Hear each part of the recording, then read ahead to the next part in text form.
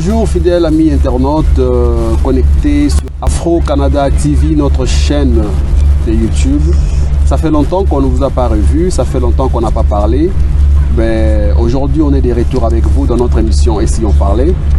Et aujourd'hui nous avons le plaisir de recevoir pour vous un serviteur de Dieu avec qui on va discuter sur beaucoup de sujets.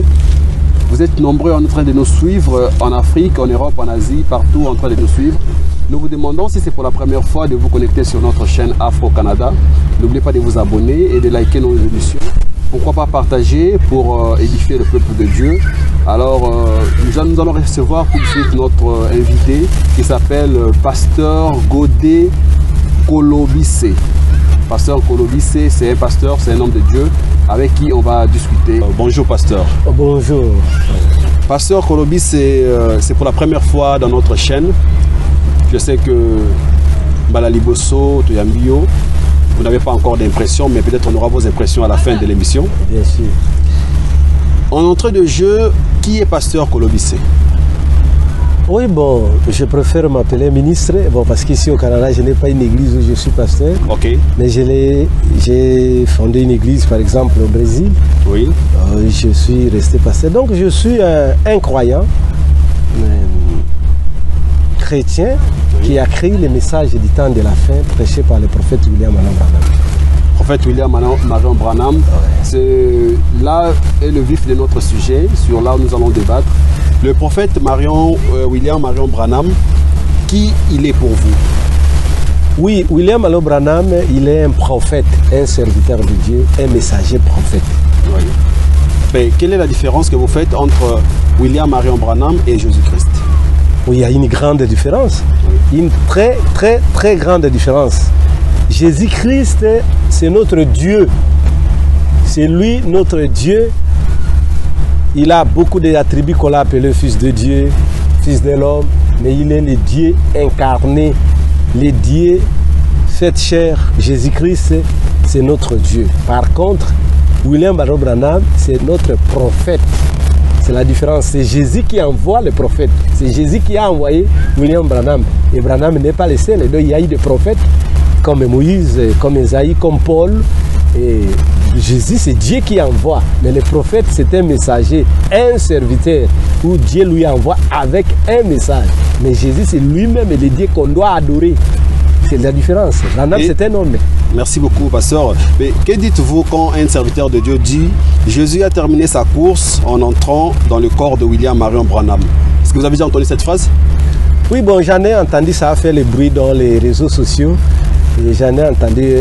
bon, je peux dire vrai ou faux dans cette opinion-là. Dans ce sens quoi? Jésus-Christ, comme Saint-Esprit, il entre dans les individus comme le Saint-Esprit, mais pas dans sa plénitude. Donc Jésus-Christ, c'est que le Saint-Esprit, il est en toi, il est en celui qui croit, qui a reçu Jésus-Christ, qui se s'est repenti, qui a purifié. Mais dire que Jésus-Christ était totalement en Branham, moi je ne crois pas comme ça. Je ne crois pas à ce courage. Je crois que Jésus-Christ est Dieu et il a envoyé William Branham. Il continue à travailler à travers des serviteurs de Dieu, des enfants de Dieu. Mais seulement, le message de William Branham a été comme un message du temps de la fin. Donc, William Branham a mené un message du temps de la fin, oui. Mais ce message-là doit être répercuté par d'autres serviteurs de Dieu. C'est ce que lui-même le dit. Il dit, le messager reçoit la parole. Là, il donne l'exemple de Moïse. Moïse a reçu le message pour faire sortir les enfants d'Israël de l'Égypte. Mais quand Moïse est mort, Josué a continué avec le message de Moïse. Oui. Donc Dieu n'avait pas terminé à travailler. Dieu travaille, mais il change de forme, des instruments. L'instrument comme messager prophète dans un âge donné, c'était William Branham. Mais Jésus-Christ comme Dieu Esprit, il continue à œuvrer parce que la Bible dit dans Hébreux 13:8, Jésus-Christ est le même hier, aujourd'hui et éternellement. Donc vous voulez juste dire que les gens qui ont boycotté ce passage, ils sont dans la fausseté? Oh, moi je pense qu'il y a un peu quand même une exagération dans certaines choses qu'on parle, mais si la personne peut expliciter sa pensée, peut-être on l'a pas bien compris. Oui. Mais moi, j'aimerais parler, quand je parle à quelqu'un, j'aimerais parler d'une façon claire. Peut-être je n'aurai pas assez de temps d'expliquer. Alors je voudrais parler tel que tu m'as posé la question là. Donc, il y a une grande différence entre Jésus-Christ et William Branham. William Branham reste un prophète. La preuve en est qu'il est mort. Oui. Mais Jésus-Christ était mort, il est ressuscité, il est la vie. Il a dit, je serai en vous, même en vous, jusqu'à la fin du temps. Mais Branham n'est pas en moi. Branham ne peut pas entrer à moi parce qu'il n'est pas mon Dieu. Mais je crois à son message. Croire à son message, ça signifie, je crois à son interprétation. Oui. Ce qu'il a interprété. Mais Jésus, je crois en lui comme Dieu. Je veux l'esprit de Jésus. Mais je ne veux pas l'esprit de Branham. Parce que Branham était un homme, il était américain. Il y a eu des choses que Branham faisait, par exemple, il portait des chapeaux, il portait des jeans. Si je prends Branham, je vais porter comme lui, je vais marcher comme lui. C'est pas ça. C'est pas ça. C'est pas ça le message. Donc je crois en Jésus-Christ, je prends l'esprit de Jésus. Mais par contre, l'onction, l'esprit de Jésus qui était en Branham, ça je veux ça. Mais l'esprit de Branham est comme étant homme, non, ça ne m'aidera pas. Mais sachant qu'aujourd'hui, l'église de message est vraiment divisée. On sait qu'il y a beaucoup de prédications qui sont totalement différentes par rapport au message de Branham. Il y a d'autres qui traitent Branham de Dieu. Que dites-vous pour ça? Oui, bon, j'ai des choses comme ça. Oui. Branham lui-même l'en a déclaré. Je ne sais pas moi si je peux retrouver cela. Oui, allez-y. Donc, Branham lui-même nous a dit, je me permets d'enlever un peu les champs parce que je peux lire quelque chose. Oui. Si je pouvais avoir... on va l'écouter lui-même. Lui-même, comme ça je vais vous dire et vous allez tirer vos propres conclusions pour des gens qui les considèrent. Moi, je considère Branham comme un Dieu. Je le considère comme un prophète, un grand serviteur de Dieu, que Dieu nous a parlé en ces temps de la fin. Et voilà. Je suis ici dans... Ça, c'est le livre de Branham lui-même, les 7 âges de l'Église. Écoutez ce que lui-même dit. Je voudrais faire encore une comparaison. Je suis dans la page 320. Une comparaison entre les messagers prophètes de la Osité, Jean, les messagers prophètes qui a précédé la première venue de Jésus. À l'époque de Jean, les gens ont pris cette donnée pour le Messie. Okay. Ils ont dit que, même à l'époque de Jean-Baptiste, les gens avaient des confusions. Ils ont pensé que Jean était Jésus. C'est dans Jean, chapitre 1, verset 19-20. Voici les témoignages de Jean. Lorsque les Juifs envoyèrent de Jérusalem des sacrificateurs et les Lévites pour lui demander, toi qui es-tu? Il déclara, il ne le nia point. Et il déclara qu'il n'était pas le Christ. Maintenant, écoutez Branham maintenant lui-même et quoi il va dire. Oui. Or, ces messagers prophètes du dernier jour, c'est-à-dire lui Branham, oui, aura-t-elle une telle puissance devant le Seigneur et qu'il y aura qui les prendront pour le Seigneur Jésus? Okay. Il dit que lui, Branham, il y a des gens qui le prendront comme Seigneur à cause des miracles qu'il aurait dû faire. Oui. Mais est-ce que c'est clair? Est-ce que c'est normal? Au temps de la fin, écoutez, il y aura dans le monde un esprit qui séduira plusieurs. Et leurs frères croire cela. Oui. Il donne les références Matthieu 24, 32, 36. Car ils se révéreront des faux prophètes. Maintenant, écoutez sa conclusion. Mais ne le croyez surtout pas cela. Oui. Il n'est pas Jésus-Christ. Branham n'est pas Jésus-Christ. Il n'est pas le Fils de Dieu. Il est un des frères, un prophète, un messager, un serviteur de Dieu. Il n'a pas besoin de recevoir un plus grand honneur que Jean n'en a reçu, car il était la voix de celui qui crie. Je ne suis pas Christ, mais il vient après moi. Mais ça, c'est le même Branham. Mais vous savez quand même qu'il y a certains de vos frères qui baptisent même par le nom de Branham. Mais c'est faux. S'il est faux, je sais qu'il y a des gens qui le font, mais c'est faux, c'est pas scripturel. Ben, en fait, vous êtes dans quelle doctrine? Parce que, sachant, dans le message, il y a quand même des ténors, des grands qui ont marqué leur nom. Entre autres, nous savons, il y a le pasteur Cass, il y a Baruti, il y a Dioka, il y a Ben Mutombo et tous ces gens-là. Et vous êtes de quel côté? Moi, j'ai reçu le message par le ministère de Baruti, pasteur Baruti Kassongo-Léonard. Oui. Et c'est ce qu'il m'a prêché, c'est ce que je trouve, non seulement qu'il me l'a prêché, mais il nous a prouvé. Je viens de vous le dire, là, une citation de Branham, où il dit qu'un esprit viendra dans ces messages. Il ne parle pas des pentecôtistes. Oui. Là, il parle des gens du message. Branham me montre ici qu'il y aura un esprit. Si je savais que j'allais là, j'allais amener l'ordinateur, j'allais vous lire. Oui. Ici au Canada, c'est là où ça a commencé. Ça n'a pas commencé au Congo. Cet esprit de baptisé au Branham, ça a commencé. Dans ceux qui connaissent les messages, c'est dans les serpents écrasés. Donc frère Branham a eu une vision, il a vu un serpent qui est venu le mort. Il a suivi ce serpent-là pour le frapper. Et ce serpent-là, quand il interprète cela, Il y a eu des frères qui ont commencé ici au Canada. Oui. Ces fausses doctrines n'ont pas commencé au Congo. C'est pour vous montrer que cet esprit ne venait pas au Congo, c'est quelque chose qu'ils ont emprunté. C'est ici qu'ils ont commencé à baptiser. Et Branham est de son vivant. Il a même refusé de prêcher à cause de ça. Il est allé prier Dieu, je crois qu'il a fait 5 jours. Il a pleuré, il dit, si je refuse de prêcher, vous serez responsable des gens qui auraient pu croire dans mon ministère à cause de ce que vous faites. Il dit, ça peut fuir n'importe qui dans les champs missionnaires. Oui. Donc, on ne peut pas baptiser parce que dans Actes 4, 12, la Bible dit, il y a des salis en aucun autre nom, si ce n'est le nom de Jésus-Christ. Jésus-Christ, même Jésus-Christ, la Bible dit, Jésus-Christ a au moins 450 titres. Il est le lion de la tribu de Juda, il est le lys de la vallée, oui. Il est le Père, il est le Fils, il est le Saint-Esprit, il est toutes ces choses-là. Il est l'alpha, il est l'oméga. Mais la Bible nous montre que dans tous ces titres-là, pour les salis, il n'y en a pas. Les salis se trouvent dans le nom du Seigneur Jésus-Christ. À combien plus forte raison mettre les salis dans les bras? Mais selon vous, par rapport à la déviation de la bonne parole, le bon message, qui serait à l'auteur de cette déviation? Oui, mais je viens de vous le dire que ça a commencé ici au Canada. Oui. À cette époque-là, le message n'était même pas au Congo. Parce que le message est arrivé au Congo vers les années 74, quelque chose comme ça. Oui. Donc, et parmi les tenants là, c'est parmi lesquels le pasteur Barout était parmi les tenants. Okay. Qui ont réussi les gens et qui ont fait un grand travail. Ce n'est pas pour en fait que Dieu les confirme. Et moi, j'ai réussi le message au travers du ministère du pasteur Barout. Je l'ai vu prêcher comme ça et j'ai vérifié, parce que je suis un ministre. Oui. J'ai vérifié, je viens de vous le dire. J'ai montré par la Bible que les salis, il n'y a pas de nom. Il n'y a pas d'autre nom, il n'y a que le nom de Jésus. Écoutez, le message de Frère Branham, c'est le message de restauration. Ça veut dire revenir à la chose originale. Okay. Ça ne vient pas nous présenter autre chose ou autre expiation. L'expiation a été faite par Jésus-Christ. Mais les gens ont dévié. Le message vient nous retourner dans les mêmes expiations. Ça ne change pas l'expiation. Ça ne change pas les salis. L'expiation, c'est la manière de se purifier de ses péchés. Okay. Les se purifier de ses péchés, ça se trouve dans le nom de Jésus. C'est ce que Acte 2:38 dit. Donc, repentez-vous que chacun de vous soit baptisé au nom du Seigneur Jésus-Christ pour la rémission de vos péchés. Donc, le message de Frère Branham vient ramener parce qu'au cours des âges, les gens ont dévié, les systèmes dénominationnels ont dévié. Alors le message, un prophète vient pour corriger les faux enseignements. Un prophète ne vient pas pour qu'on l'adore, okay, pour qu'il devienne Dieu. Un prophète vient pour ramener le retour à la vraie chose.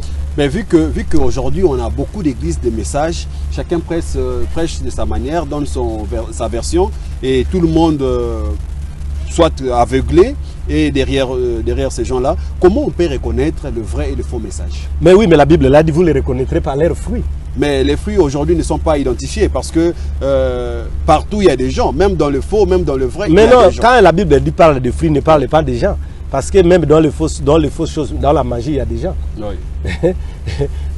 Même si vous partez dans... Je ne vais pas citer, mais si je citais par exemple l'église catholique, par exemple, nous savons qu'il y a des fausses doctrines, de beaucoup de choses. Là, on invite les gens à adorer les hommes, à prier sur les morts, mais les gens, ils vont toujours. Donc, du fait que les gens suivent là, mais la confirmation de Dieu, c'est ça le problème. Je peux prêcher comme je prêche, je peux parler, mais il faut que Dieu confirme, parce que Dieu ne peut confirmer que sa parole, et c'est lui qui interprète correctement. C'est ce que William a dit, c'est ce que Jésus a dit dans Jean 14, 12. Il dit, les œuvres que je fais, vous les ferez aussi, si vous croyez à moi. Donc, parmi tous ces gens-là qui prêchent là, qui est-ce que Dieu confirme correctement? Les gens prêchent, ils parlent. Prêcher, c'est tout le monde qui lit, tout le monde qui est passé, qui peut prêcher, mais confirmer. Par contre, le ministère, par exemple, des pasteurs Barout, je ne pourrais pas vraiment parler dans son nom parce que je ne lui ai pas demandé l'autorisation, mais parce que vous me posez la question. Bien sûr. Je peux poser dans ce nom. Le pasteur Barout, par exemple, on a vu des morts ressuscités. Un exemple, par exemple, le pasteur Barout, un jour, il a prié, il est allé à lever à Équateur là-bas. Un enfant, parce qu'il y avait la nuit, il n'y avait pas l'électricité, on devait tirer les groupes électrogènes. Et l'enfant tirait des groupes électrogènes pour qu'on allume la lumière. Il a mis les doigts là dans les hélices, ça a coupé les doigts. Le pasteur Barout a pris ces doigts-là, il a prié, les doigts coupés. Et les doigts est revenu. Qui peut faire ça? On n'a pas de preuve. Voilà, même toi, tu commences à rire parce que c'est difficile. Non, mais moi je dis... Non, écoutez. Oui. Moi, on accepte quelque chose qu'on a des preuves. Ça, vous avez dit, c'est vous qui vous avez des confirmations pour ça, mais moi, j'en ai pas. Et peut-être c'est les gens qui nous regardent, vous qui nous regardez à la télé, vous qui nous regardez chez vous, si vous avez peut-être des preuves pour ça, là, confirmez-moi sur les commentaires et je serai peut-être rassuré. Entrez dans son site. Oui. Vous verrez, il y a des vidéos. Il y a même cet enfant-là qu'on a présenté. Parce que ses parents sont connus. Je crois que c'est à Guémena ou Badouli, quelque chose là. Je n'ai pas de précision. Donc, non seulement ça. Mais on a vu dans son ministère, parce que le ministère doit amener les gens à Christ. Amener les gens à Christ, c'est-à-dire amener les gens au baptême du Saint-Esprit. Et à chaque année, nous voyons vie dans son ministère, il prie pour le baptême du Saint-Esprit. Parlons du baptême du Saint-Esprit. Voilà. Quelle est la différence que vous faites entre le baptême d'immersion et le baptême du Saint-Esprit? Mais non, l'immersion, ce n'est pas le baptême de l'immersion, c'est le baptême de l'eau. Mais c'est ça. Oui, c'est une prise d'engagement. C'est ce que Pierre dit. C'est-à-dire, quand quelqu'un croit pour la rémission de son péché, il croit en Jésus-Christ, mais il doit aller se faire parce qu'il y a 3 ordonnances que Jésus nous a laissées. Il nous a laissé le baptême d'eau, il nous a le lavage des pieds et la Sainte Seine. Oui. Il dit faites-le ça. Moi je vous ai fait, je vous ai lavé, vous aussi faites ça. C'est ça les ordonnances. Jésus l'a dit. Et il dit prenez ceci en mémoire de moi. C'est ça l'ordonnance. Donc on doit se faire baptiser pour montrer, signe extérieur, que j'ai accepté la voie, j'ai accepté le Seigneur Jésus-Christ, j'ai accepté cette voie pour entrer dans la communion des membres de l'Église. Mais tandis que les baptêmes du Saint-Esprit seront actés. Je crois, 1 Corinthiens 12, c'est vous entrez dans le corps mystique de Jésus. Parce que ce n'est pas tout le monde qui est chrétien, qui est réellement chrétien. Ne peut être véritable chrétien que celui qui est baptisé du Saint-Esprit. L'Esprit de Jésus. Vous entrez dans le corps mystique de Jésus-Christ. C'est ça le baptême du Saint-Esprit. Donc ça vous régénère. Mais le baptême d'eau ne régénère pas. Ah bon? Oui, quelqu'un peut entrer dans le baptême et il sort et demain il continue à faire les mêmes choses d'abord. C'est ce que la Bible dit. Qu'est-ce que vous différenciez entre l'inspiration et les Écritures? Un pasteur doit-il être peut-être inspiré par l'inspiration pour prêcher de Dieu, ou il doit faire la théologie comme d'autres le font, de lire les Écritures pour parler de Dieu? Non, moi je pense que par inspiration, pour parler de Dieu, vous devez avoir un appel. Un appel de Dieu. C'est inné. C'est ce que Paul dit dans Ephésiens, les dons et les appels sont sans repentance. Vous comprenez? C'est-à-dire que ça ne dépend pas de vous. C'est Dieu vous envoie ici la terre pour un but. Dieu ne nous a pas envoyés comme ça. Oui. Dieu a envoyé chacun de nous pour un but. Et quand il vous a envoyé un prédicateur, il met dans votre cœur cette capacité, cette désir-là. Vous devez avoir cet appel, cette vocation-là d'être serviteur de Dieu. Mais ça ne suffit pas. Ça, c'est l'appel. Mais il faut que Dieu confirme un jour, vous devez croire la parole. Vous avez un don. Oui. Mais ce don-là doit être mis en action. Quand vous croyez en Jésus-Christ, c'est une étape. Parce que dans les étapes, il y a 5 étapes de la grâce. Quand nous parlons du temps de la grâce, il y a 5 étapes. Il y a la justification, il y a la sanctification, il y a le baptême du Saint-Esprit, il y a l'adoption, il y a la translation. C'est ce qui va amener l'Église à l'enlèvement. C'est-à-dire quand quelqu'un reçoit Jésus comme ça, il croit dans Jésus comme ça. Je crois en Jésus qu'il était mort. La Bible dit qu'il est justifié. Il est justifié. Peu importe n'importe quelle église qu'il soit, s'il croit. C'est pour cela que je vous dis, quand quelqu'un commence déjà à croire au Branham, c'est très dangereux. Parce que là, même la justification, on les reçoit par Jésus. Quand il fait seulement de croire que Jésus est le Christ, il est le sauveur de l'humanité, qu'il aime pour vous, que vous croyez cela, vous êtes justifié. Mais être justifié, ça ne signifie pas que vous êtes devenu capable ou vous avez abandonné le péché totalement. Donc vous avez pris l'engagement de suivre voie. Mais en vous, il y a encore des désirs du monde. C'est ça la justification. Vous devriez persévérer en écoutant la parole, en priant. Et un jour, Dieu fait encore un autre remplissage. C'est ce qu'on appelle la sanctification, donc mise en part. Dieu vous sanctifie. Il enlève les désirs. Quand quelqu'un justifie, prend les eaux que tu m'as dit là, les baptêmes d'eau, il a encore les désirs du péché. C'est là où beaucoup font les erreurs. Donc malgré le baptême, il a encore les désirs. Parce que c'est ce que la Bible dit. Il est justifié. Ça signifie que les péchés que vous avez commis avant, tout ce que vous avez commis, Dieu vous le pardonne. Vous comprenez? Il vous le pardonne. Mais vous devez marcher à une nouveauté de vie. Mais excusez-moi là, parce que là je suis un peu perdu. Ah mais oui. Est-ce que oui. Est-ce que quelqu'un peut-il être sauvé sans pourtant passer par le baptême? Mais c'est ce que je suis en train de vous le dire. Donc du fait de croire en Jésus-Christ, vous êtes sauvé. Dieu vous pardonne. Sans baptême d'immersion, sans baptême... D'ailleurs, la personne est sauvée. Le baptême qu'il le fait, c'est seulement l'acte. C'est juste symbolique. Sauver, oui, c'est juste symbolique. Parce que sauver, c'est un acte que vous n'allez pas voir quelqu'un sauver comme ça, je veux sauver, non. C'est pas les actes, mais ça se passe intérieurement. Donc il est sauvé. C'est ce qui fait qu'il va aller croire. Il va aller faire le baptême. C'est ce que la Bible dit dans Jean. Prêchez la bonne nouvelle à tous. Celui qui croira sera sauvé. Celui qui ne croira pas. Je suis dans Marc ici. Je suis ici. Je suis dans... Attends, je vais lire ça parce qu'il faut lire. Allez-y. Parce que là, c'est la Bible. Oui. Parce que si je commence à parler comme ça... Bien sûr, il faut qu'il ait de... Ah oui, il faut qu'il y ait des preuves. Il dit, puis il leur dit, allez par tout le monde et prêchez la bonne nouvelle de la création. Celui qui croira et qui sera baptisé sera sauvé. Oui. Mais celui qui ne croira pas sera condamné. Okay. Donc on est sauvé en croyant. Ok, pas en se baptisant. Pas en se baptisant. Mais le baptême est nécessaire, c'est très important. Parce que vous croyez, vous devez le faire parce que la Bible le recommande. Okay. C'est ce que Paul a fait. Paul a écrit quand il a rencontré Jésus sur le thème, il était déjà sauvé, oui. Mais il est allé prendre le baptême après. Okay. Il est allé prendre le baptême après. Donc quand on reçoit Jésus comme ça, oui. Les signes extérieurs pour montrer que j'entre dans la communion des chrétiens comme ça, dans l'assemblée, vous devez vous faire baptiser, c'est très important, c'est une ordonnance. Oui. Mais vous êtes sauvé intérieurement d'abord. C'est par la foi que vous êtes sauvé. Et vous devez montrer que je prends cet engagement. C'est les eaux. Parce que l'eau là, les eaux là, oui. Ne sauvent pas. Okay. Parce que vous pouvez prendre l'eau là, sans cette action intérieure là, ça ne vous sauve pas. C'est ce que Pierre a dit. Cette eau là ne régénère pas. Mais par contre, si vous arrivez jusqu'au baptême du Saint-Esprit, ça vous régénère. Régénérer, c'est-à-dire que ça change votre nature intérieure. Okay. Je voudrais élucider ça autrement. Oui, le prophète parle de l'homme comme vous, comme moi. Nous avons trois parties. C'est-à-dire nous avons le corps, l'âme et l'esprit. Oui. Vous comprenez? Ça c'est vrai. Donc, dans le corps, il y a 5 sens, c'est-à-dire le goût, l'odorat, l'aiguille. C'est ce qui permet l'homme d'entrer en contact avec le monde.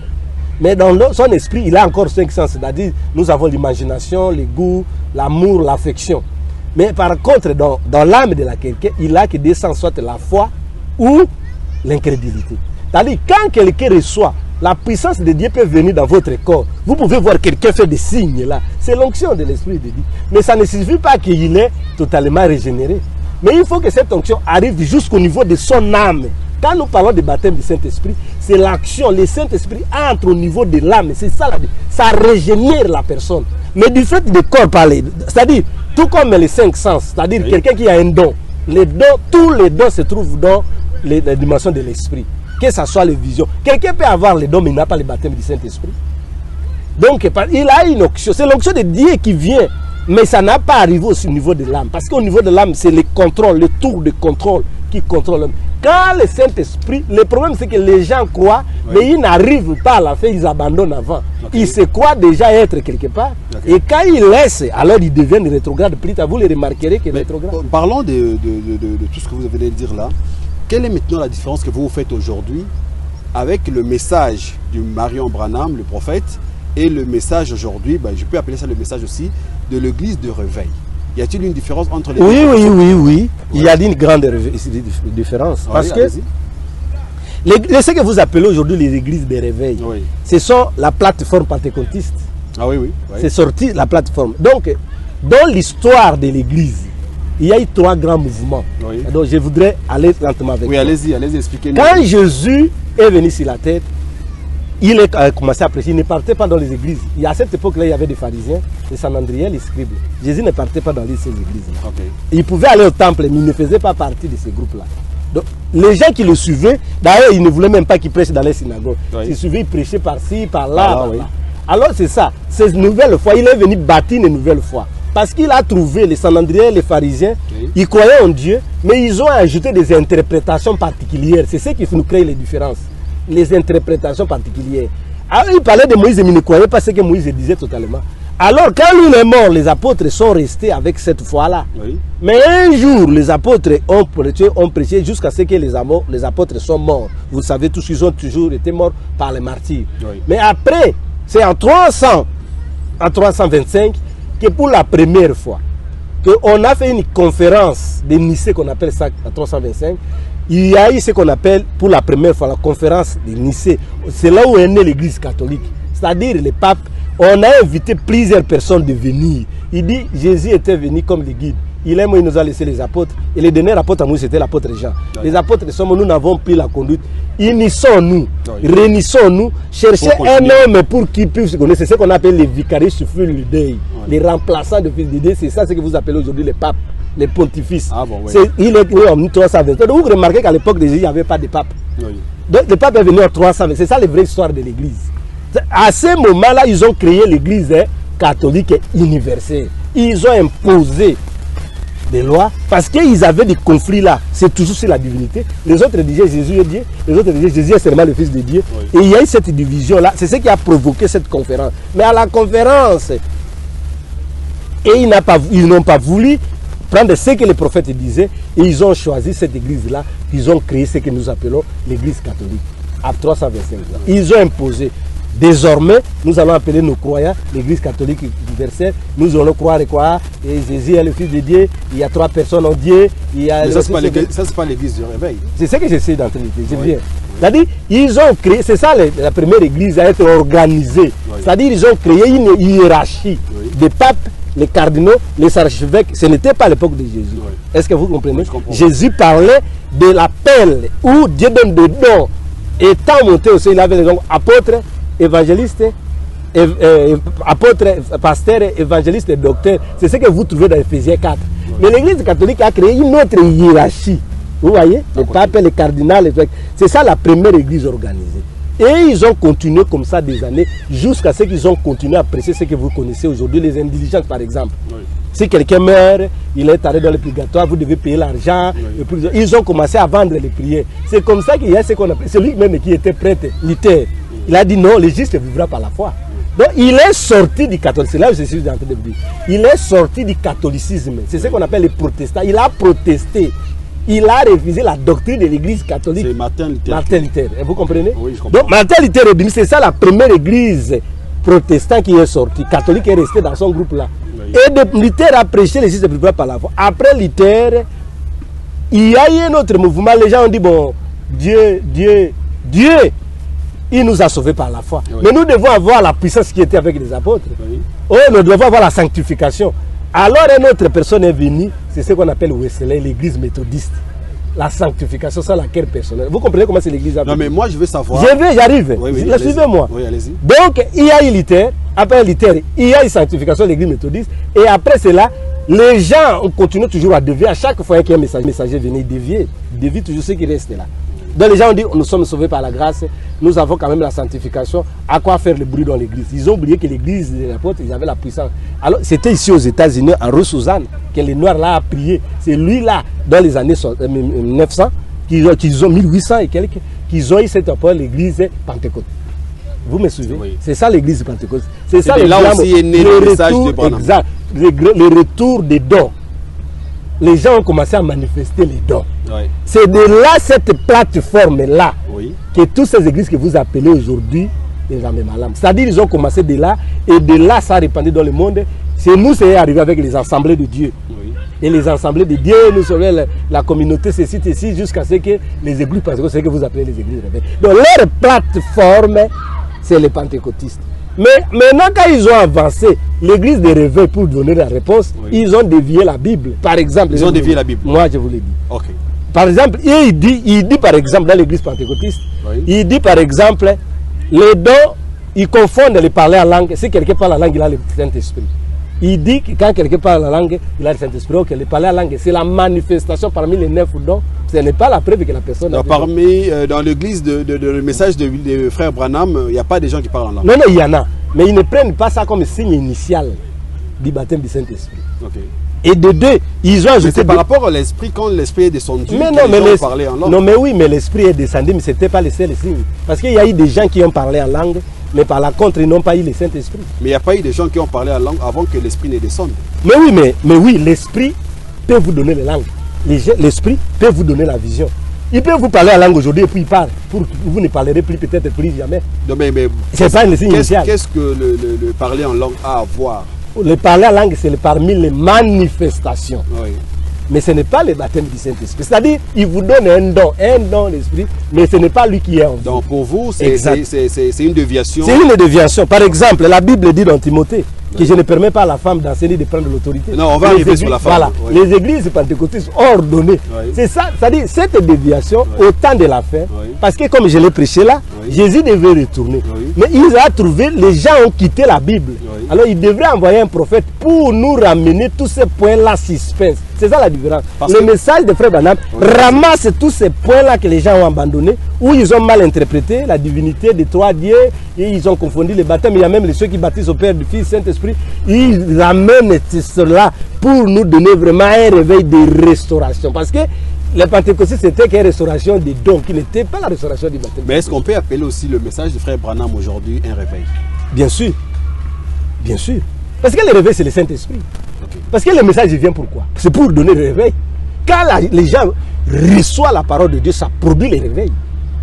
Mais le réveil, comme je vous ai dit, même les pentecôtistes, ils avaient commencé avec le réveil. Les anciens pentecôtistes ne blaguaient pas. Ils prêchaient la pure parole. Mais quand le réveil commence à avancer, les gens commencent à ajouter leurs pensées. Est-ce que tu comprends? C'est ce qui fait éteindre le réveil. Alors Dieu a envoyé un autre. C'est ce que je vous ai dit, il a envoyé Luther.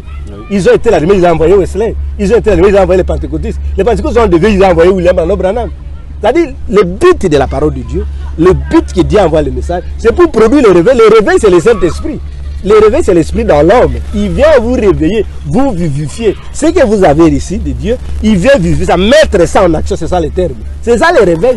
Et le réveil ne vient que par la pure parole, parce que le Saint-Esprit ne suit que la parole pure. Quand vous ajoutez les interprétations particulières ou théologiques, ça ne donnera pas le Saint-Esprit, ça ne donnera pas un vrai réveil. Ça sera un réveil pentecôtiste, un réveil dénominationnel. C'est-à-dire, vous verrez les gens, quand il est à l'église, il fait du bruit à leur chambre, mais quand il sort, il peut faire l'impudicité, il peut se comporter n'importe quoi. Il peut porter même les choses là que... Mais parlons de réveil, puisque vous avez accepté que même l'église, le message de Frère Marion Branham est un réveil. Pourquoi vous séparez les musiques de réveil aujourd'hui? Vous interdisez aux fidèles du message de William Branham de ne pas écouter la musique que nous appelons aujourd'hui la musique religieuse de d'autres frères. Mais non, mais nous, en principe, ne sommes pas vraiment des extrémistes. Il faut qu'on s'entende bien. On n'interdit pas des chants. Mais seulement, moi, en tant que chrétien, j'aimerais savoir la chose, comprendre la chose que la personne chante avant de la chanter chez moi. Par exemple, si quelqu'un il chante des choses... Mais le français, le lingala, vous comprenez, c'est tout ce qu'il chante. Mais oui, mais c'est ce que j'ai dit. Quand quelqu'un chante, qu'il soit pentecôtiste, qu'il soit catholique, il dit Jésus est Dieu. Moi, je ne trouve pas le mal à ça. Vous comprenez? Qu'est-ce que vous trouvez de mal? Mais je trouve le mal parce qu'il y a de certaines choses, par exemple, qu'ils ajoutent leur danse, leur cri, ils copient exactement ce que les autres font. Mais non, mais non. Ma bine, comme vous le dites là. Mais ne copiez pas ce qu'ils copient, c'est là. Mais nous savons ce que Wenge Musique a fait, ce que Zaiko Langalanga a fait, c'est ceux qui ont créé ces danses-là. Mais vous, il n'y a pas d'autres danses, vous n'avez pas d'inspiration. Faites votre propre danse à vous. Même si vous faites ça, si c'est votre danse, j'accepterai. Mais si vous comprenez, Alléluia, je te dis, moi, j'ai commencé à jouer la musique, j'étais encore 18 ans. Je sais que vous êtes aussi musicien, mais on parlera de cela. C'est ce que je voudrais dire. Un jour, je passais au studio Maman Gebi vers les années 94. 94. Alors, on m'a invité là, on a joué sur Maman Gebi. Et après avoir chanté comme ça, comment faire des cris là, Soukouma, alors il y a une jeune maman c'était dans une église? Non, oui. C'était dans le studio Maman Gebi. Mais c'était une musique religieuse. Mais on a ajouté là encore là. Alors il y a un journaliste qui m'a posé, ah mais tu chantes bien, mais pourquoi tu fais ces danses là? Donc vous comprenez un peu. C'est-à-dire, il y a des choses qu'ils chantent ou ils copient. Mais parmi eux, ils copient le monde. Mais parmi eux, il y a des gens qui chantent de bonnes choses. Il y a des gens qui... Comme moi, par exemple? Bon, je ne sais pas comment citer, mais je cite leur exemple. Il y a des chants que j'aime, par exemple. J'ai sur les chants là, je crois c'est de Ningo Nepangav. Na kumisi liboso na yo. Ekimelo na ngai se Yesu Kristo. Mobateli na ngai se yo Masia. Na nyako maboko na yo. Na tomboli maboko kongumamela yo. Sembola loboko na bomoyi na ngai Yesu Kristo. Ils chantent. Je trouve pas le mal. Parmi vous-même dans l'église du message de William Branham, vous avez aussi des interférences dans la musique religieuse. Entre autres, il y a le frère Sylvain Akwala, il y a le frère Les Focos du Ciel, mais qui aujourd'hui est comme mis à part, Baché Libanda, comme si il est dévié. Qui? le frère Lifoko du ciel. Bon, je ne voudrais pas entrer dans... Moi, ma devise, je n'aime pas parler des mal des serviteurs de Dieu. Non, mais on ne parle pas en mal. Moi, on parle de la réalité. Bon, moi je dis, Lifoko pour moi, c'est un croyant du message. Bien sûr. Moi, personnellement, je n'ai pas de problème avec parce que non, monsieur, on dit ça aujourd'hui, c'est sérieux. Oui, parce que hier, vous avez accepté sa musique. Oui. Mais aujourd'hui, vous-même, dans le message, vous interdisez même les gens d'écouter la musique des frères Lifoko, disant que sa musique est une musique déviée. Non, bon, moi, je n'ai pas encore entendu quelqu'un qui m'interdit de musique. Seulement, je sais s'il chante quelque chose qui n'est pas correct, par exemple, qui concorde. Parce que, écoutez, modèle pour nous, c'est la Bible. Okay. Qu'il soit catholique, protestant, vous devez chanter ce qui est dans la Bible et ce que le messager a dit. Pas ce qui est inspiré. Non, mais c'est ce qui est inspiré, votre inspiration. Mais l'inspiration n'est pas dans la Bible. Non. Votre inspiration doit concorder avec la Bible. C'est ça le problème. C'est ce que Paul a dit dans Galates. Il dit, si un ange vient, qui vous prêche un autre évangile différent de moi, qu'il soit anathème. Donc, si vous avez une inspiration, si c'est la vraie, parce que la Bible, elle est complète. Vous n'allez pas jouer, vous n'allez pas révéler. Tout ce que vous allez faire, Dieu peut vous inspirer des choses, mais ça ne peut pas contredire la Bible. Si ça contredit... Une petite chose qui vient de l'inspiration. Oui. La révélation de ces tonnerres. Oui. Vous croyez en ça ou non? Je crois en cela. Vous croyez en cela? Oui. Mais par contre, il y a d'autres qui ne croient pas en cela. Oui, mais qui sont aussi des serviteurs que nous appelons aujourd'hui grands pasteurs. Mais oui, mais c'est ça le problème, c'est ce que j'ai dit. Ouais. Donc, dans la révélation, nous ne voulons pas mettre un point où nous n'avons pas le monopole de tout. Mais chacun est libre de croire ce qu'il croit, frère. Okay. Mais moi, je crois, je suis capable de défendre ce que je crois, c'est ce que je vous dis maintenant. Moi, je crois à la révélation de cette tonnerre. Okay. Ben, on va faire une parenthèse parce qu'on a beaucoup parlé. Je voudrais signaler que le ministre qui est devant moi ici, le ministre Godet, Nkolobise, c'est aussi un musicien, un chanteur et un serviteur de Dieu, un ministre de Dieu, un pasteur comme nous les appelons. Ben, il a aussi fait son album que nous reviendrons prochainement pour parler de l'album. Mais juste pour vous donner un peu de l'eau dans la bouche, on vous laisse suivre cette chanson et puis nous allons revenir dans notre plateau tout de suite.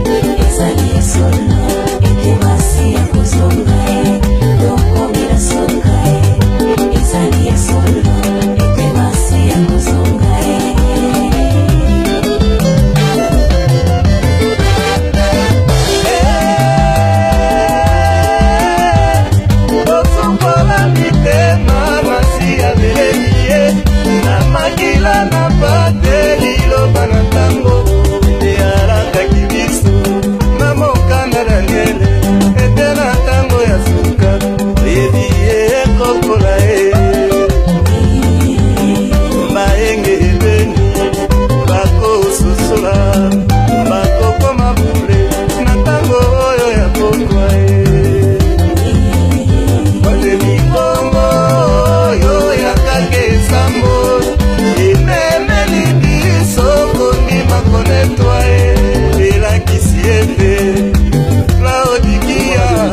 notre plateau. Merci pour vous tous qui nous suivez de partout. Vous êtes nombreux en train de nous suivre à Luanda, à Kinshasa, en Italie. Là, je pense à Madame Aïcha, la maman de Francesca et Sarah. Je pense à Bienvenue Dimac depuis les États-Unis, Cyril depuis les États-Unis, tout le monde. Merci beaucoup et nous allons revenir sur notre plateau. Pasteur, on est de retour dans notre plateau. Merci beaucoup. Vous avez beaucoup parlé et le peuple est édifié. Il est très content de vous entendre. Mais on ne va pas s'arrêter là. Vous avez un problème avec les femmes? Non. Vous avez vous trouvez en mal quelque chose dans la femme? Oui, mais la femme, c'est une bonne créature que Dieu a créée. Ok. S'il ne dévie pas. Merci beaucoup.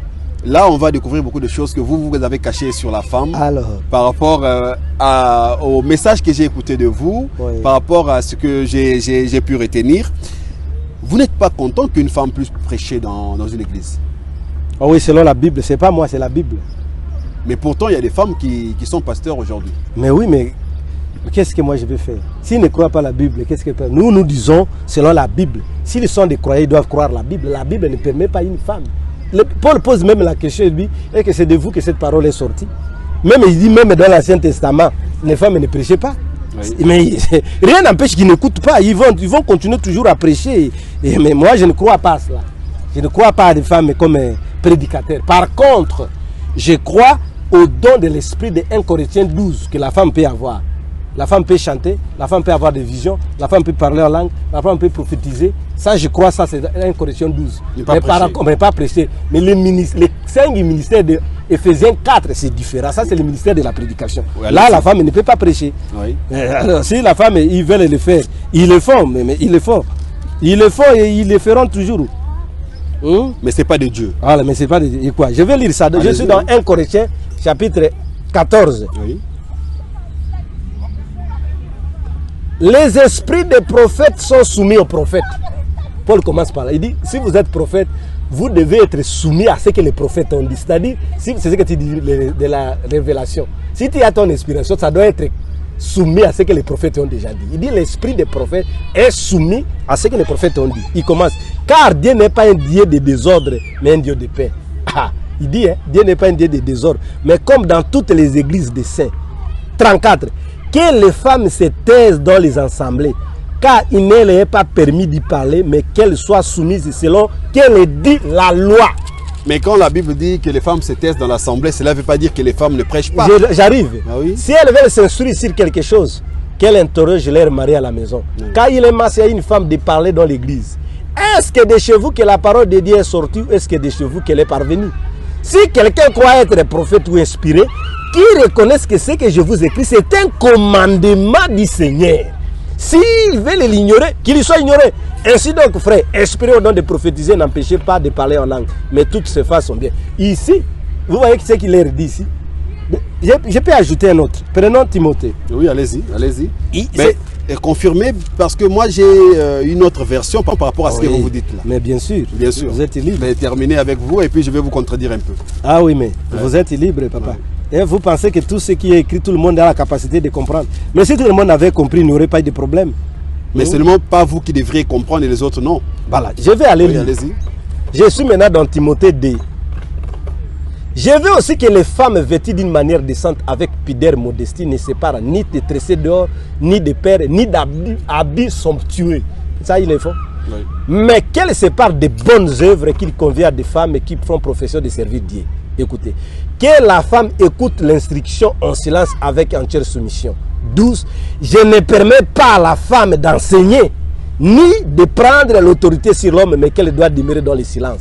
Écoutez maintenant, son argument. Car Adam a été formé le premier et Ève ensuite. Ce n'est pas Adam qui a été séduit, c'est la femme qui séduit s'est rendue coupable de transgression. Elle sera néanmoins sauvée en devenant mère si elle persévère modestie dans la foi. Il dit ici, il ne permet pas d'enseigner. Or, dans le ministère d'Éphésiens 4, tu ne peux pas enseigner. C'est le ministère de l'autorité. Tu ne peux pas être pasteur sans prendre l'autorité sur les hommes. Quand tu te mets debout déjà de prêcher, tu prends l'autorité sur les hommes. La Bible interdit de prendre et d'enseigner. Donc, si l'Éphésiens 4, la femme ne peut pas là, mais dans 1 Corinthiens 12, elle peut là-bas. Éphésiens 4, qu'est-ce que ça dit? Étant donné les uns comme apôtres, les uns comme prophètes, les autres comme évangélistes et les autres comme pasteurs et docteurs, pour le perfectionnement de ceux en vue de l'œuvre du ministère de l'édification du corps de Christ. Oui. Il n'y a pas de femmes là-bas. Mais dans 1 Corinthiens 12, là il y a les dons de prophétie, de parler, là il le fait sous l'inspiration. Mais le ministère de la prédication, non. Donc ça veut dire que vous, c'est des versets que vous avez ciblés pour dominer la femme dans l'église? Mais on ne domine pas, mais c'est question de la foi. Paul a posé la question là-bas. Oui. Il dit, la loi le dit aussi, depuis le temps de la loi. Dans l'Israël, il n'y a pas une femme qui a été prédicateur. Il n'y en a pas. Il dit, la loi aussi le dit. Il dit, si vous voulez l'ignorer, c'est vous. Il dit, mais sachez que c'était commandement, dit, ce n'est pas moi, ni mon église. Et Paul, même qui est inspiré, il a dit, ce n'est pas lui, c'est le commandement de ce. Mais si tu es enfant de Dieu, tu dois obéir à la parole de Dieu. Mais quelle est maintenant la place de la femme réelle dans l'église? Il en a une bonne. Laquelle? Je vais vous lire quelque chose ici et on va continuer. Oui, allez-y.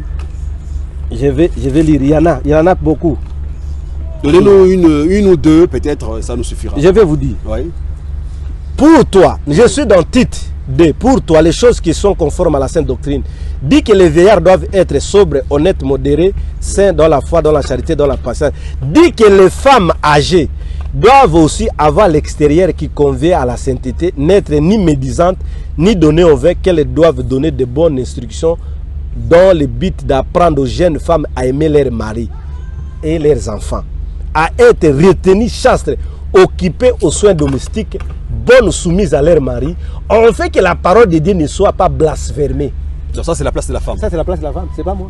Ah bon? Je vais ajouter même Pierre. Paul dit ici que la femme, il doit d'abord se soumettre à son mari. Mais la soumission, ça tout le monde le voit. Oui, mais il dit pas, il doit enseigner aux jeunes filles. Ouais. Pas prendre la place à l'église comme pasteur des hommes, non. Des jeunes filles à être chastes, à s'occuper aux devoirs domestiques, à ne pas être des médecins, c'est que nous disons la songi, à être au domestique, à donner un bon exemple, on fait que la parole de Dieu ne soit pas blasphémée. Il dit, les grandes mamans, les mamans là qui sont âgées, ils ont un grand travail. Ils doivent enseigner aux jeunes gens, aux jeunes mariés, oui, de rester. Et écoutez encore, Pierre ajoute ici, oui, ils parlent tous de la même chose. Femmes, soyez de même soumis à vos maris, afin que si quelqu'un n'obéisse pas à la parole, qu'il soit gagné sans parole par la conduite de leur femme. Ah bon? Ah, la femme, sa façon de prêcher, c'est par sa conduite, sans parole, c'est-à-dire sans prédication. Entrerez-vous dans une église où une femme est en train de prêcher? Non. C'est contraire à la parole de Dieu. Qu'est-ce que je dois aller faire là-bas? Pour ramasser des esprits? Je n'irai pas. Qu'est-ce que je dois faire? Lui, il obéit à la parole, même qu'il prêche. Mais il m'apprêche quoi? Mais aujourd'hui, quand même, on le sait, avec la théologie, oui, on a de femmes pasteurs. Mais maintenant, laissez-moi terminer ma question. Oui, allez-y. Maintenant que nous avons des femmes pasteurs et que vous venez de donner des révélations, peut-être, et ils n'ont pas lu ça avant d'aller faire le cours de théologie, oui, qu'est-ce qu'ils doivent devenir aujourd'hui? Mais ils doivent devenir de vrais croyants, ils doivent se repentir. C'est ce que la Bible dit, nous tous, même moi, il y a des choses que je ne connais pas. Vous pensez que parce que je prêche que je connais tout? Non. Si tu me montres quelque chose, oui, c'est ce que je te dis, notre base. Moi, la base de ma doctrine, c'est la Bible et les messages que le William Branham a prêché. Okay. Si vous montrez quelque chose qui est dans la Bible, ou ce que le prophète a interprété, je croirai. Okay. Peu importe ce que vous êtes. Mais s'ils sont des croyants, ils ne savaient pas. Maintenant, on lui dit, voilà ce que Pierre dit. Paul répète la même chose. Paul et Pierre, ils étaient vraiment l'autre à prêcher là-bas. Quand ils sont rencontrés, ils ont prêché la même chose. Okay. Ils ont dit que la femme, et il dit au titre ici, dites aux femmes là, de ne pas être médisants. Aujourd'hui, il est là-bas, aujourd'hui là-bas, confinement, non. D'être chaste, au devoir domestique, d'apprendre aux jeunes filles à aimer leur mari et à respecter leur mari. C'est voilà leur rôle. Okay. Et à se soumettre, à soutenir son mari, à être vraiment un bon, ce qu'on appelle aide pour son mari, okay, à soutenir son mari dans ce qu'il fait, okay, à être chaste et obéissant. Il dit c'est comme ça que la parole de Dieu ne sera pas blasphémée. Il dit si quelqu'un n'a pas été gagné par la prédication, il sera gagné par la conduite de votre femme. C'est beaucoup plus simple. Beaucoup parce qu'on est pas à pas vers la fin de notre émission. Je pense que vous avez été bénis par la discussion qu'il y a entre moi et le pasteur Godé Kolobissé. C'est vraiment très fort ce qu'il est en train de dire. Donnez-nous vos avis, réagissez par les commentaires. si peut-être quelqu'un a été choqué et peut-être a une version différente à ce que le pasteur Godet vient de nous prononcer ici, de nous dire ici, ben, notre clavier il est là, écrivez-nous, donnez-nous vos réactions. Si vous voulez le confronter, peut-être pas le confronter, mais discuter avec lui sur place. Si lui a un verset qui nous montre que la femme peut prier, il nous donne, on ne va pas refuser, s'il en a. Merci beaucoup. Si vous voulez peut-être dire autre chose que vous savez par rapport à ce que le pasteur Godet Kolobi vient de nous dire ici, vous êtes libre de nous contacter. Notre numéro est affiché en bas de votre écran. Notre adresse mail aussi est là. Écrivez-nous. On va marquer une date avec vous et vous allez rencontrer le pasteur Kolobi Godet avec qui on va animer l'émission et on va discuter. Pasteur, nous chutons peu à peu, mais vous avez été fantastique. Vraiment, ça c'est mon avis à moi. Je ne sais pas si nos téléspectateurs sont de même avis que moi. Mais j'ai une question là que je voudrais vraiment conclure. Parler de vous, vous êtes, je peux dire, un grand prédicateur, un pasteur, un ministre de Dieu. Ici au Canada, quelles sont vos ambitions d'avenir? Oui, merci beaucoup pour cette question. Les ambitions ici, d'abord, c'est de prêcher l'évangile, la véritable évangile de Jésus qui est ce message du temps de la fin. Vous venez vous-même, comme nous venons d'épingler certaines choses que les gens croient et qui servent Dieu alors qu'ils sont à la contre de ce Jésus-là. Ben ça, c'est pas moi qui va peut-être diriger ça. Oui, je sais. C'est les gens qui sont en train de nous suivre qui vont donner les raisons. Les ambitions, c'est de prêcher les salut aux âmes pour que les gens abandonnent la mauvaise vie, qui croient le message du temps de la fin, que Jésus revient bientôt. Voilà nos ambitions. Et nous sommes prêts à soutenir et à collaborer avec toute personne qui aimerait que le travail de Dieu aille de l'avant. Pas les gens là qui bloquent, qui pensent qu'ils ont le monopole de la parole de Dieu seulement. Et non, toute personne qui est engagée dans l'œuvre de Dieu, qui croit, nous serons là pour nous donner la main d'association. Donc nous sommes là, notre objectif ici, c'est de prêcher l'évangile, de montrer, de mener les âmes à Christ. Parlons de l'arrivée de Jésus-Christ là. Il y a dans vos prédications, il y a quelque chose que j'ai retenu. Vous avez dit Jésus-Christ reviendra pour la deuxième fois, mais le monde va continuer. Le monde va continuer. Mais qui sont ceux-là qui vont rester dans le monde pour continuer? Parce que Jésus-Christ reviendra pour prendre son peuple. C'est simple. C'est ceux qui n'ont pas reçu le Saint-Esprit. C'est ça ce que je vous disais au départ. Croire en Jésus-Christ, c'est bon, mais il faut aller jusqu'au baptême du Saint-Esprit. C'est-à-dire, dans le monde du christianisme, nous avons deux parties. D'ailleurs, Paul le dit. Il dit les chrétiens charnels et les chrétiens spirituels. C'est-à-dire, un chrétien qui croit au principe de la Bible, tous sont des chrétiens. Ils croient au principe de la Bible. Jésus est Christ, il était né de Bethléem. Ça, c'est des chrétiens. Mais ça ne suffit pas. Il faut que la personne arrive jusqu'à avoir le baptême du Saint-Esprit. C'est celui-là qui sera enlevé. Le corps mystique de Jésus, c'est ça la véritable église de Jésus, ou en d'autres termes, l'épouse de Jésus-Christ. C'est l'ensemble des gens qui ont reçu le message jusqu'à être purifiés avant le baptême du Saint-Esprit. Par contre, ceux qui reçoivent seulement Jésus comme ça, et ils continuent à mener une vie du monde, ils n'iront pas dans l'enlèvement. C'est ce que Jésus a dit dans Matthieu. Il dit, plusieurs viendront, ce n'est pas tout le monde qui m'appelle Jésus qui entreront, mais celle qui fait la volonté de mon Père. Donc, du fait seulement de s'appeler Christ parce qu'on va à l'église, on tient la Bible, ça ne suffit pas. C'est ça notre problème. Et le retour de Jésus, la seconde venue, concerne les gens là qui ont reçu le Saint-Esprit. Or, pour recevoir le Saint-Esprit, vous devrez avoir la pire parole qui doit te préparer. C'est ça le but du message du frère Branham.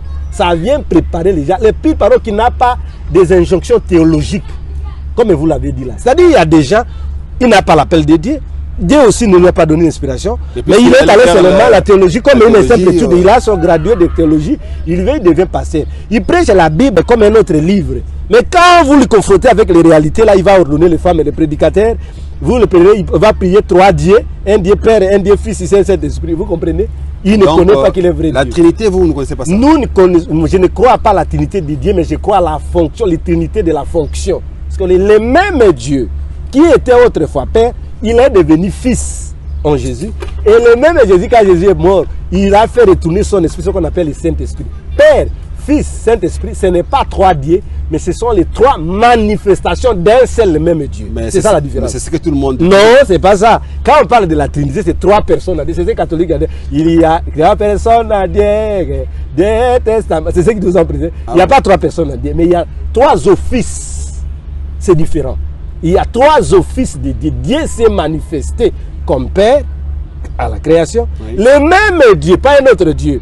Il a pris un corps humain, il est devenu. C'est ce que Jésus a dit. C'est lui qui m'a vu voir le Père. Moi et le Père, nous sommes. Et il n'a pas dit 2. Jésus n'a pas prêché 2. Vous prêchez 2, 3 dieux. Vous avez eu ça.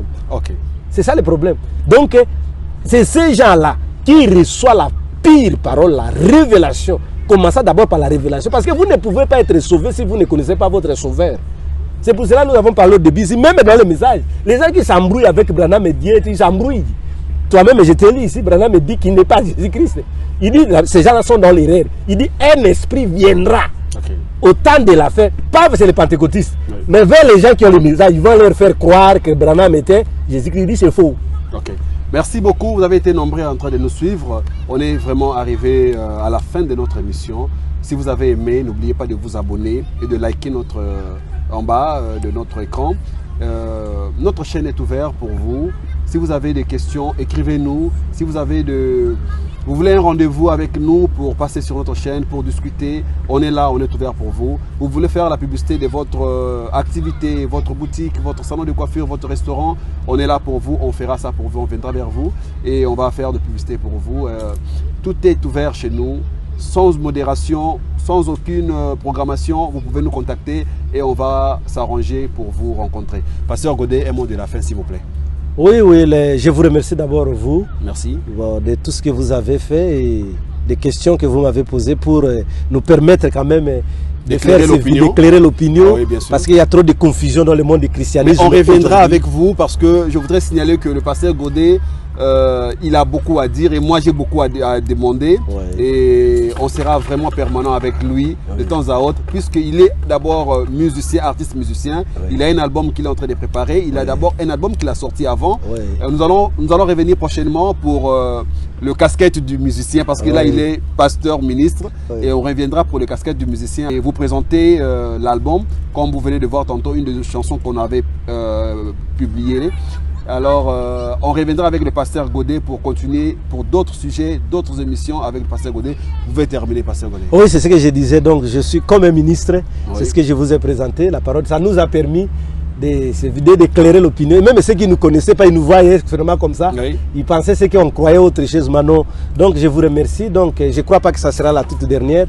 Et le mot de la fin, nous disons aux gens que ne vous soyez pas troublés. Jésus-Christ est votre Dieu.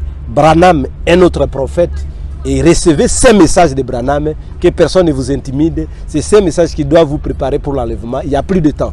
Donc c'est le message de Branham. Oui, qui doit vous préparer. Actuellement, c'est ces messages-là qui doivent préparer l'épouse pour aller à l'enlèvement. Ça n'engage que pasteur Godet parce que c'est lui qui l'a dit. Merci. Je vous salue encore une fois de plus.